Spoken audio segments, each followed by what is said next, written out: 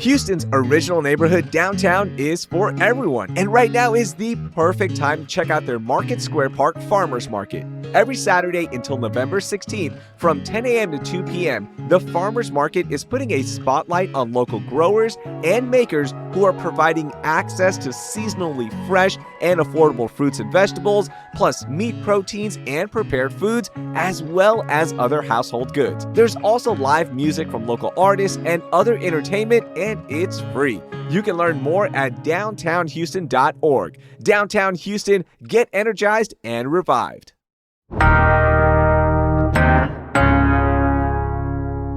Today on CityCast Houston, we're getting into the Oktoberfest spirit with our guide to Houston's craft brewery scene. I'm revisiting our conversation with Saint Arnold Brewing Company's Chief Marketing Officer, Lennie Ambrose, on the best breweries around H-Town. It's Wednesday, September 25th. I'm Raheel Ramzanali, and here's what Houston's talking about. Lenny, what's up, man? Long time no talk. Welcome to CityCast Houston. How are you? So this is where you've ended up. This is it. You've been like, where's Raheel? I'm right here. I'm waiting for you. It's good to see it. Yeah, thanks for having me on. This is cool. I'm glad you're doing it. And in preparation, I kind of looked back and listened to some of the old episodes. So it seems like you guys are doing good work for the people of Houston. Yeah. That's what we aim to do every single day. And today we're getting people ready to go explore this incredible part of Houston, the brewery scene, a lot of great beers. Now, this is going to be kind of hard for you because I don't drink. I love the root beer, and we've talked about this before in other interviews. So for people who don't know anything about it, this is going to be the perfect interview. Before we start, I want to dig back into the history because it seemed like around 2015, 2014, around there, the brewery scene in Houston just exploded, whether it be with the craft beers, hanging out at breweries. I swear, I can't go a week without being invited to an event at one of the many breweries around town. When did this all change? When did breweries become such a big part of the Houston culture? It's funny to that exact point. Saint Arnold, where I work, was founded in 1994, so it's our 30th anniversary this year. And Brock, our owner, talks a lot about opening a brewery in 1994 was a good idea in 2004. So, it took 10, 12, 15 years for people to really understand what a craft brewery even was. I always kind of credit that to sort of like a Food Network culture, in that people were looking for better food, better recipes, and that all kind of leads you to like a better experience and better drink and better wine and better cocktails and craft cocktails and things like that. So it was all this kind of same trajectory. I don't think it was one thing that just all of a sudden beer caught fire. I think it's that people just became more naturally curious and started to go out and look for what was out there. But I really do think it was just an evolution of what people demanded to now, in the beverage world and basically everything else too. In the course of human history, we have the most options available. You're not, Raheel, a beer guy or a liquor guy, but if you want, cherry flavored root beer, you can probably find that somewhere else. If you want turkey and dressing flavored soda, you can find that. Like whatever you want to drink in the world is currently available. So I just think all of those things kind of work together to bring us to where we are now. And it's such a great scene, and there's so many different options like you mentioned. So for our beginners out there, kind of give us a list of maybe 3 different beers to try, whether it be from St. Arnold, other places that are good beginner beers. I think that for us, the one that we talk about for St. Arnold is lawnmower beer. It's good for after mowing the lawn. It's crisp, refreshing. You know what you're going to get each and every time. It's a German-style Kolsch, so it is certainly a great beginner beer, but it's also interesting, one of the ones that we keep coming back to each and every day here as brewers. So you may be introduced to the style from something like that, but it's also the one that you want to kind of keep coming back to all the time. I do like to travel to other breweries around the city and other beer bars. I just love brewery culture, whether it's our kind of big, sprawling beer garden here at St. Arnold or some of the tinier, like warehouse breweries as well. I feel like I can always find something, really good no matter where I am. One of my favorite beers right now is a German Pilsner at a brewery called North Shepherd, which is just north of the Loop, in that kind of like changing area by B&W Meat Company. But a German Pilsner, it's a little bit complex, but it's really simple too, easy to drink. And it's a beer, since the first time I had it, I've been thinking about it. And I want to go back there and have another one. And then another beer that I really like a lot, and I don't know if they make it on a year-round basis, is Eighth Wonder in East Downtown Edo, makes a beer called Haterade, which is a really low alcohol beer. I know it's a good name, but it's a Goza style, which means it's a little bit salty Okay. and it's spiced with coriander as well. So it's almost like a little step up on a exploratory flavor profile, but it's still really light and easy to drink. I think it's under 4% probably. So it's still one to really introduce those styles if that's something you're into. I'm glad you brought that up, that it might not be available. One thing I've noticed about the brewery scene around here, there's a lot of limited time only beers that y'all are brewing, whether it be at St. Arnold or other places as well. Give us some good, unique, limited time only finds that we should try out. I think that's part of that exploratory thing that people want. But when they come to our beer garden, I think they're looking for something a little different than they've tried before. And so that's what they're doing, not only here, but every other place. Art Car is our number one selling beer out in the market, but it is not our number one selling beer at the beer garden, which says to me we're bringing in kind of a different crowd, but also, again, they're looking for something else. So we just released 2 new different beers that are only available in our beer garden, and you can only get them on tap here.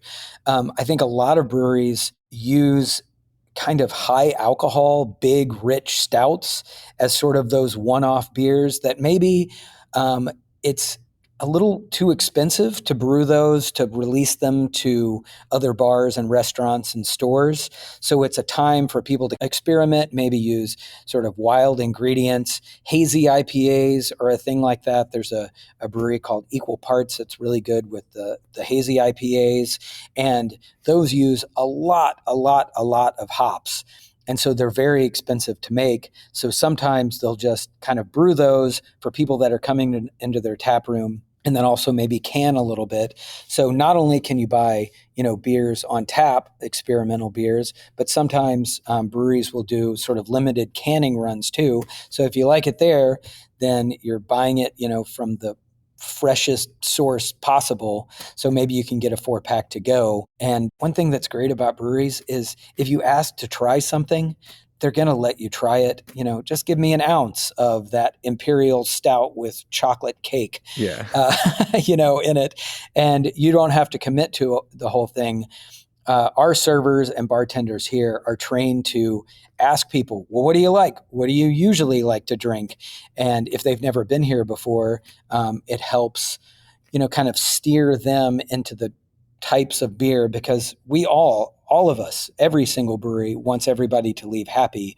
So it doesn't really serve us if we're handing you something that you hate the whole time you're drinking it and then you leave after one beer. No, that makes sense, right? Make it accessible, make it easy for people to understand and try out things before they commit to buying a bigger pour or the cans to go, as you mentioned. Yep. Now, with so many breweries around town, there are, bigger ones and then there's smaller ones, as you mentioned. St. Arnold is a bigger one, so you have a lot of options on tap. What are some other places you would recommend for people to go try out? So there are so many in town that I don't want to get in trouble for not mentioning somebody. Sure. So here's what I'm going to recommend people do. Go to breweries in the way that I go to them. And then if I don't mention somebody, then it's not my fault. How about that? So I think the best thing for people to do is just go on Google and find the ones that are within 2 miles of you. Usually breweries are great places to take families. A lot of them don't serve food, so you can bring your own food in, or at least board games. Uno cards is what we usually bring to breweries. Nice. So for us, I live in Oak Forest. So within a super quick drive, we have Walking Stick, we have Great Heights, we have North Shepherd, we have New Magnolia, we have Eureka Heights, all in that super close radius to my house. And we enjoy every single one of those breweries. So if you live in, I don't know, Rice University area, you would have Baylison, that's right there, a tiny little brew pub right near your house. And then you have some really great beer bars as well. So, that might be your best place. If you live in downtown, obviously you have Saint Arnold. Then you have True Anomaly, you have Frosttown, you have Eighth Wonder, you have Equal Parts that are all within that 2-mile radius. So you can probably even do your own brewery crawl around where you live. If you're in Jersey Village, there's Senate Avenue Brewing that's right there in Jersey Village, a place like that. And the former mayor of Jersey Village owns Senate Avenue, actually. I didn't know Jersey Village had a mayor. I know, right? Absolutely. You're not in on the local political scene? No, I missed. That's your next episode. Yeah, that's it. Jersey Village politics is next. Right. It's huge. But I think at least to start there, if you're curious about the local brewery scene, and then that will just lead you to other ones in other parts of town and around the state and around the country.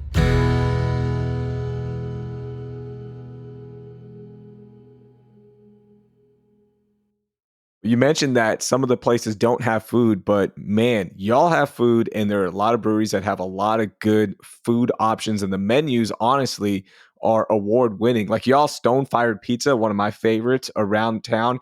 When did that all change where you're like, you know what, we're going to put not only a menu, but a menu that is capable of competing against some of the top restaurants in the city, and give me some options to go check out?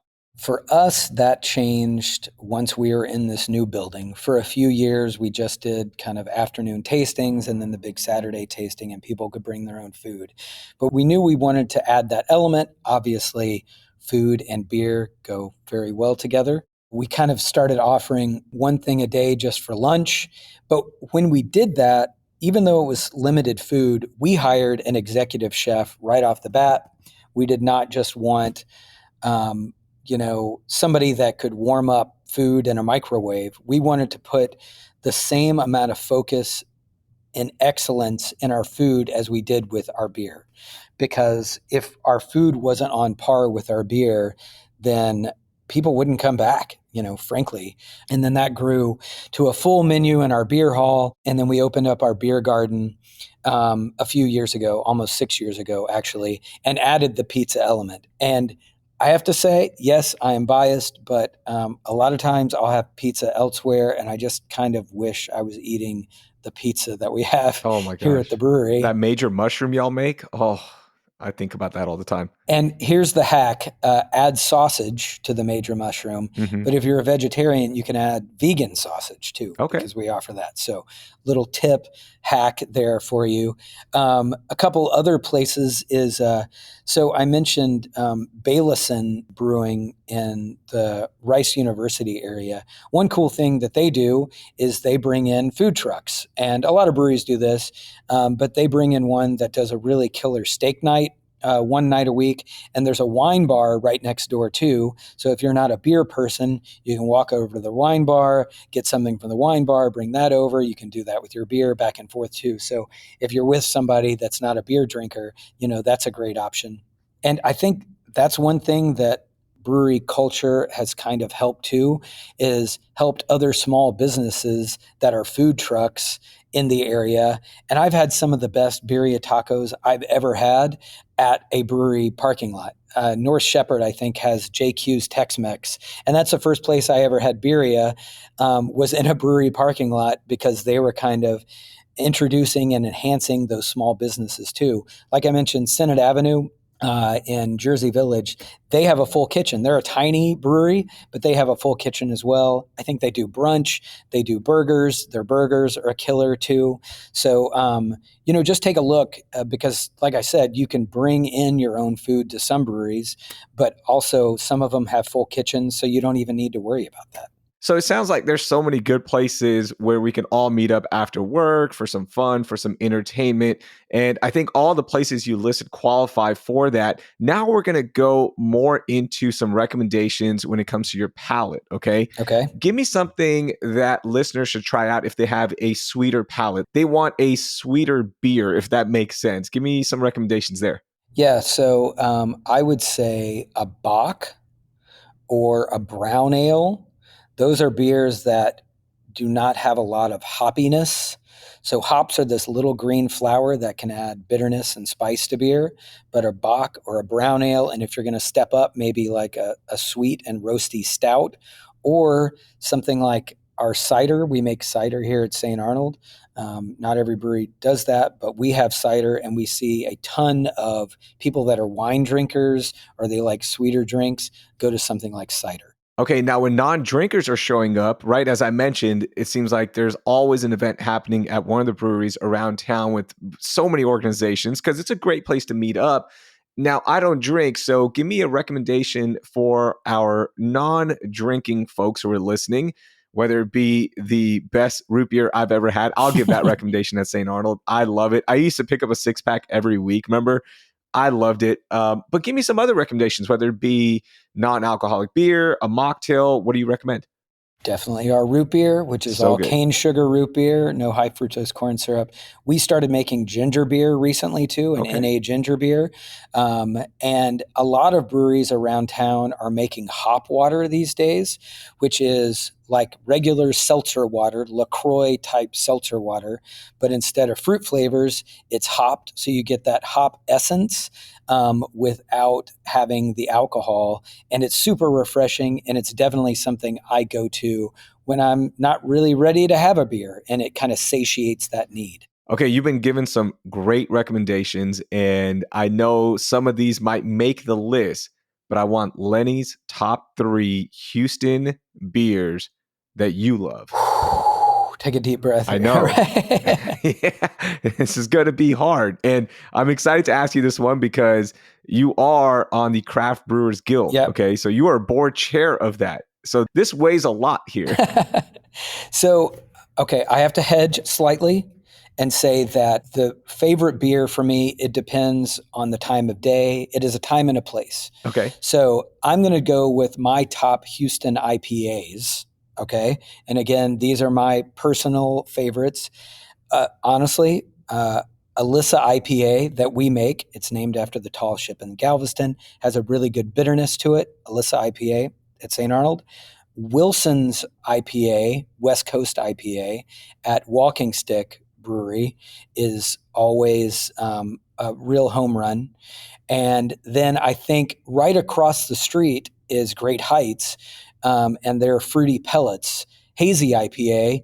I'm honestly not a huge hazy IPA guy, but if I'm going to have one, that's the one I would go toward.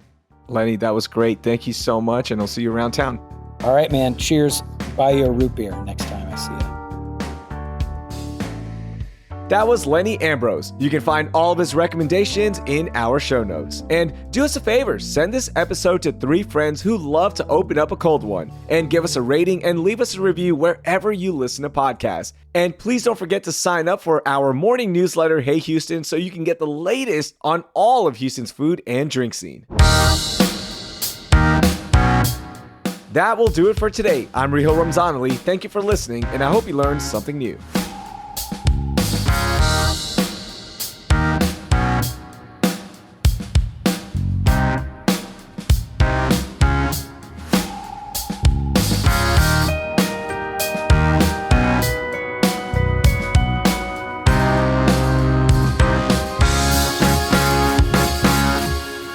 They want something sweeter with, they want hold on, let me